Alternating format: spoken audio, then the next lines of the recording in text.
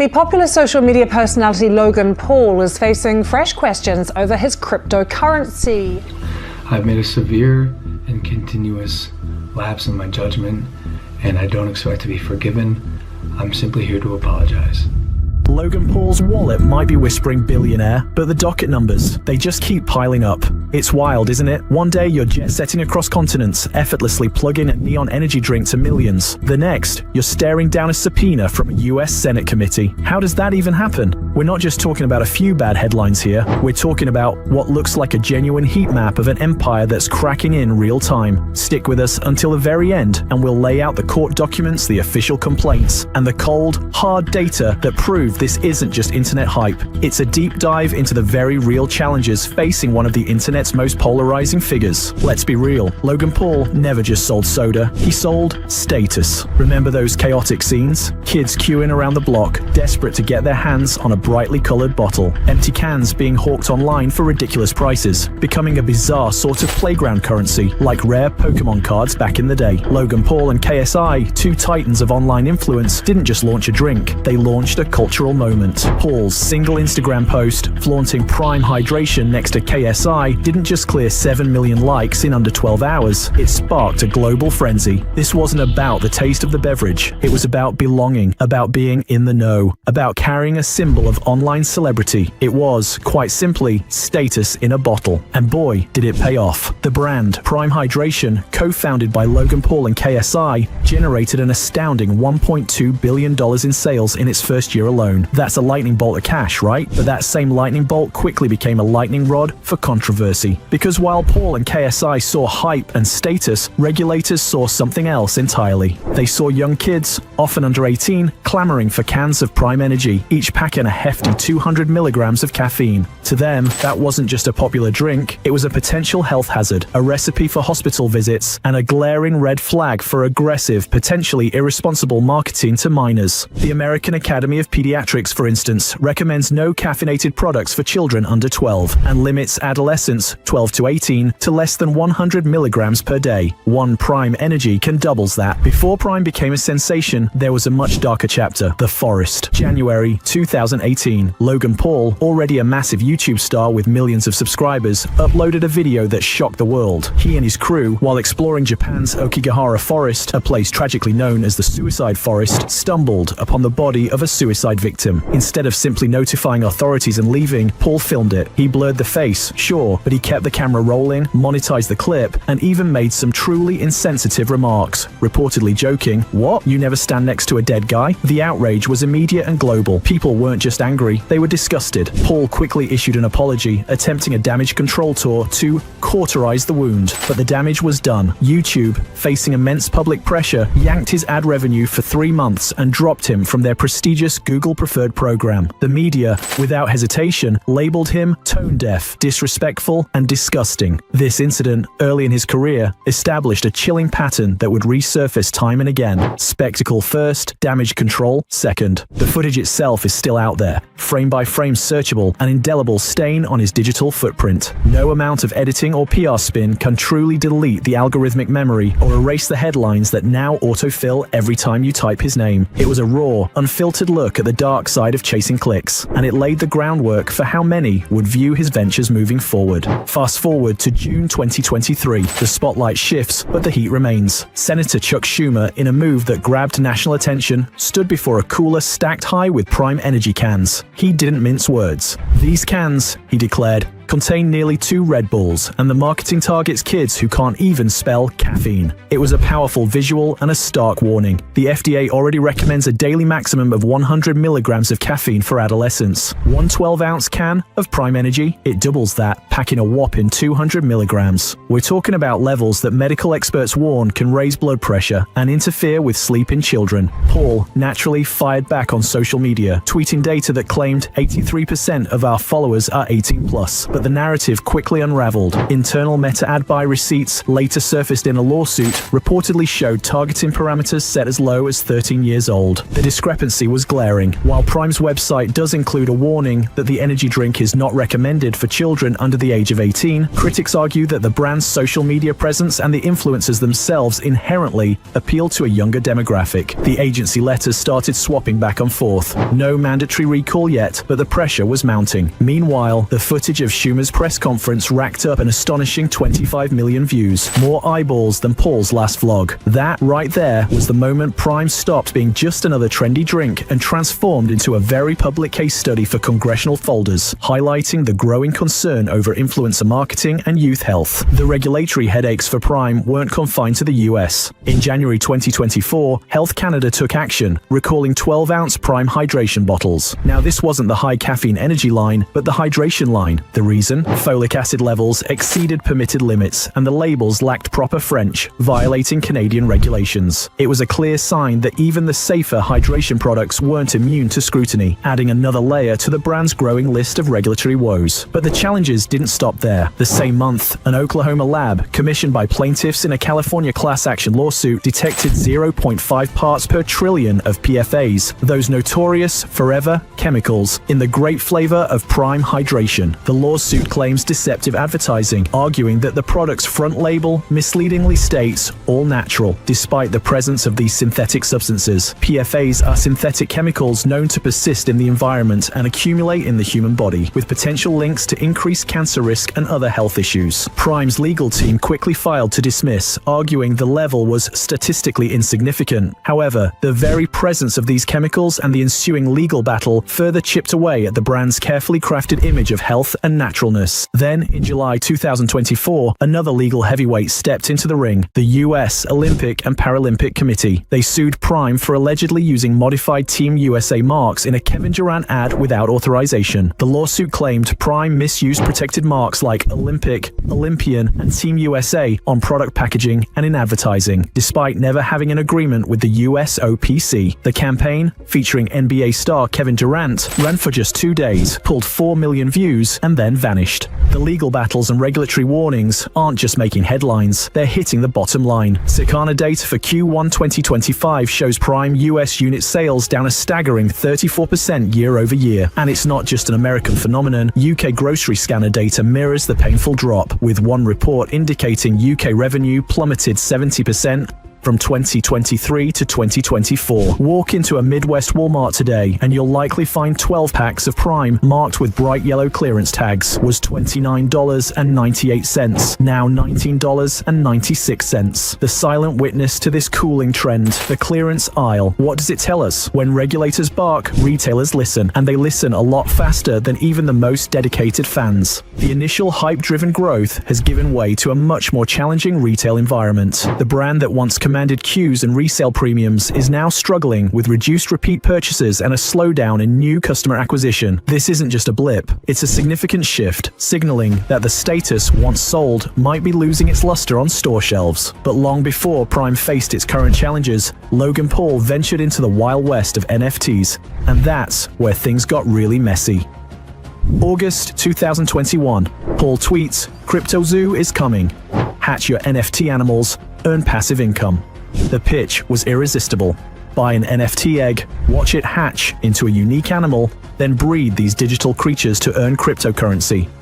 It was a play-to-earn game, a digital zoo promising passive income during the peak of NFT mania. The eggs? They sold out in 20 minutes, some fetching as much as 2.5 Ethereum. The white paper promised a complex breeding game, a vibrant ecosystem. 11 months later, however, no playable build shipped. The game remained a phantom. Enter CoffeeZilla, a YouTuber known for his deep dives into online scams. He released a devastating 3-part investigation into CryptoZoo, accumulating millions of views. CoffeeZilla's videos meticulously displayed wallet trails, allegedly showing that a developer known as Zookeeper had disabled liquidity pools, effectively trapping investors' funds. Victims reported staggering losses, averaging around $4,000 each. This wasn't just a failed project, it was widely described as a rug pull, a crypto scam where developers abandon a project after raising funds, leaving investors with worthless assets. Paul's initial response? A video later deleted blaming bad actors and claiming he was the one who was misled. The backlash intensified. In January 2024, facing immense pressure, he opened a buyback portal. The offer, hand over your base animal NFT, received 0.1 Ethereum. But here's the catch. You had to waive all future claims against him. Roughly 1,000 holders, desperate to recoup some losses, signed the waiver. But the legal wheels were already in motion. A federal class action lawsuit in Texas accusing Paul and his team of orchestrating a rug pull survived a motion to dismiss. Then, in August 2025, a magistrate judge recommended tossing most of the counts for lack of specificity, finding that plaintiffs hadn't sufficiently tied Paul directly to their alleged losses. However, the plaintiffs were granted leave to amend, meaning they can revise their complaint and continue the fight. The courtroom door, it seems, stays revolving, and for many investors, their money is still very much gone. CryptoZoo wasn't Paul's only foray into the often murky world of crypto. A November 2024 BBC investigation linked Paul's wallet to trades around the Dink Doink meme coin. The report suggested he netted an alleged $120,000. Paul has vehemently denied insider positioning, though he did not deny that the wallet was his or that he was involved in its creation. He had promoted Dink Doink, hyping its potential without fully disclosing his involvement, and blockchain evidence reportedly suggested he profited while fans were left holding the bag after its collapse. The BBC even tried to interview him about these accusations, only for Paul to reportedly send a lookalike to the meeting, further fueling the controversy. Separately, in June 2024, the Ontario Securities Commission charged executives at Liquid Marketplace, Paul's fractionalized collectibles firm, with multi-layered fraud. Liquid Marketplace allowed users to buy fractional ownership stakes in high-value physical collectibles like rare trading cards, tokenized as NFTs. The OSC alleged that the top executives illegally diverted millions of investor funds for personal enrichment, lied to regulators, and sold unregistered securities, misleading investors about legal ownership and authentication. While Paul himself was not named personally in the enforcement proceeding, his face was prominently featured on the pitch deck, and he was a co-founder. Each of these satellite scandals, though sometimes less prominent than CryptoZoo or Prime, chips away at the same core asset: credibility. They paint a picture of a pattern, not just isolated incidents. So, why keep rolling the dice? Why, despite the mounting legal pressure and public backlash, does Logan Paul seem to double down on these high-risk ventures? Interviews with 4 former associates whose identities were verified via email paint a telling picture. They describe a corporate culture where metrics equal oxygen. One ex-employee, speaking on condition of anonymity, revealed that staff meetings often began with daily follower counts and engagement rates, not discussions about product safety or ethical considerations. It suggests a system where the algorithm, above all else, dictates behavior. If the algorithm rewards controversy, virality, and risk-taking, then that's the path that gets pursued, regardless of the potential fallout. This relentless pursuit of online metrics, of staying relevant at any cost, creates immense pressure. It fosters an environment where the line between genuine innovation and risky boundary-pushing maneuvers blurs. If the algorithm rewards risk, and that risk inevitably courts regulators and consumer complaints, then the only viable path to equilibrium, to long-term sustainability, is genuine accountability. Without it, the alternative isn't just another scandal. It's a full-blown collapse of trust and, eventually, the empire itself. Despite all the swirling controversies, Paul isn't exactly fading into obscurity. He remains a highly visible figure, notably as WWE's United States Champion, a title he won in November 2023. His performances in the ring are often lauded, showcasing a different side of his showmanship.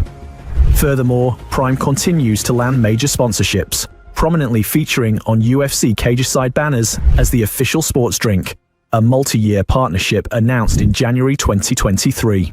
These deals are more than just endorsements, they're powerful visibility anchors. They guarantee Paul and his brand remain in the public eye, leveraging massive global platforms. But here's the paradox, they also tether his personal brand and Prime to every Senate briefing that mentions caffeine and child health, to every class action lawsuit, and to every regulatory recall. Victory in the wrestling ring, celebrated by millions of fans, simply doesn't translate to victory in the courtroom, where facts and legal precedents reign supreme. The two arenas, despite their shared spectacle, run on fundamentally different scoreboards. It's a delicate balance, trying to rebuild a reputation on one stage while battling for survival on another. If you're finding this timeline useful, if you appreciate getting the real story behind the headlines, do us a favor and hit that subscribe button. We're tracking these dockets weekly, digging into the details, and the next update drops soon. You won't want to miss it. When you look at the entire landscape of Logan Paul's career, from the infamous Okigahara Forest video to the energy drink empire and the ill-fated crypto game, you start to see a disturbing through line. Different products, sure, but often the same underlying architecture. Hype, monetize, apologize. This isn't a string of isolated bad luck incidents. It's a recurring pattern, a business model that, intentionally or not, externalizes consequences. It's a strategy that thrives on pushing boundaries, chasing virality, and then dealing with the fallout reactively. When the cycle repeats itself for 7 long years across various ventures and industries, downfall stops being a possibility and starts feeling like narrative gravity. The common denominator isn't just Logan Paul, it's a system designed to maximize attention and profit, sometimes at the expense of ethical considerations or consumer safety. It raises profound questions about the responsibilities of mega influencers and the platforms that amplify them. Let's tally up the score, shall we? Current federal investigations, 2 publicly confirmed. These aren't just whispers, these are active probes by government bodies into the operations and marketing of his ventures. Pending civil suits, 4 active. These are real people, real plaintiffs, alleging real damages, from deceptive advertising to alleged fraud. 2 others have been dismissed, but that still leaves a significant legal burden. Recalls, 1 in Canada. While it was for the hydration line and not the energy drink, a recall is a serious blow to any brand's credibility and distribution. Refunds offered, 1 partial crypto buyback. This was a direct response to the CryptoZoo debacle, offering a fraction of investors' losses in exchange for waiving legal rights. The outcomes of these cases are, of course, fluid. Lawsuits can drag on for years, decisions can be appealed, and settlements can be reached behind closed doors. But what's indisputable, what you can't argue with, is the sheer stack of paperwork. Each document, each complaint, each regulatory inquiry represents a significant weight on the shoulders of Logan Paul's empire. So, what does a genuine recovery look like from a situation like this? According to legal experts we've surveyed, the fastest, most effective off-ramp from this kind of reputational and legal quagmire would involve 2 key steps. First, a full consumer restitution fund, and critically, one that's voluntary, not court-ordered. This would involve proactively compensating those who've lost money or been impacted by his ventures, demonstrating a genuine commitment to making things right. Second, it would require transparent, independent third-party product testing for all his consumer brands, especially Prime, to rebuild trust and assure the public of product safety. As of now, Paul's team has not announced either of these steps. And until such proactive measures are taken, every new headline, every fresh complaint, every regulatory letter isn't just news. It's a free-fall sensor, indicating the continued descent of a brand struggling to find its footing. Will they continue to buy into the hype? Or has the pattern of externalized consequences finally caught up? Can he genuinely learn from these spectacular stumbles? Or is this simply the inevitable trajectory of an empire built on the shifting sands of internet virality? Leave your take below. The docket's open, and so is the comment section. Logan Paul once filmed a suicide victim for views, a moment that etched itself into the internet's collective memory. Now, in a chillingly poetic turn, his own empire appears to be the corpse under the white sheet, photographed daily by process servers and dissected by financial analysts. That billion-dollar valuation, it might survive, propped up by existing deals and his sheer financial momentum. But the cultural cachet, the once unassailable influence, the trust of a generation, that's on life support. If history is any guide, we can probably expect another apology video, perhaps another product drop, another cycle of reinvention. It's a playbook we've seen before. The real question isn't just whether he can reinvent himself again, but whether regulators, who are increasingly aware of the power and pitfalls of influencer-led ventures, and more importantly, audiences, will keep watching. I know you're not following what I'm saying anyway, right? That's okay, that doesn't matter. The real question is this: is all this legal? Absolutely fucking